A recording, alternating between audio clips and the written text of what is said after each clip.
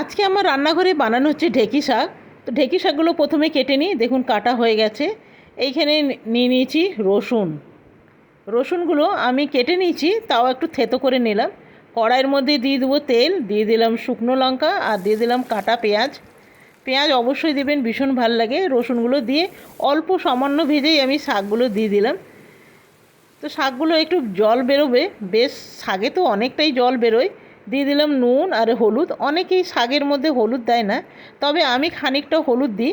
কেন কি, শাকে যদি হলুদ দেওয়া হয় না, তাহলে এই যে সবুজ ভাবটা থাকে না, তাহলে একদম ঠিকঠাক থাকে, নাইলে একটুখানি সবুজ ভাগটা ফ্যাকাশে হয়ে যায়।